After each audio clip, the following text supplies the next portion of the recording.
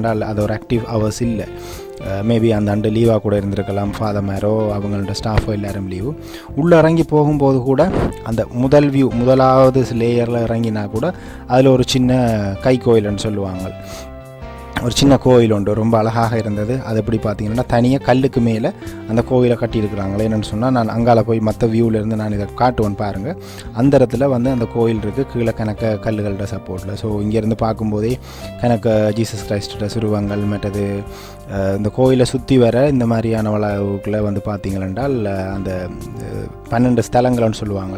இயேசுநாதர் பாடுபடுறதுல இருந்து அவரை சிலுவையில் அறையிறது, அந்த மாதிரியான 12 முக்கியமான ஸ்தலங்கள். மேபி எனக்கு அது ஒன்றையும் சரியாக சொல்லிக்கல தெரியல. அந்த மாதிரியான ஸ்தலங்கள் இங்கே ஒன்றும் அங்கே ஒன்றுமாக தூரத்தில் இருந்தது. மேபி நான் நினைக்கிறேன் சிலுவை பாதைகள் செய்கிறது நேரங்களில் சுற்றுறதுக்காக அந்த ஸ்தலங்களை அங்கே அமைச்சிருக்கலாம். இதெல்லாம் வந்து ஆஃபீஸர்ஸ். அது ஐ திங்க் இது வந்து அந்த பாவமன்னி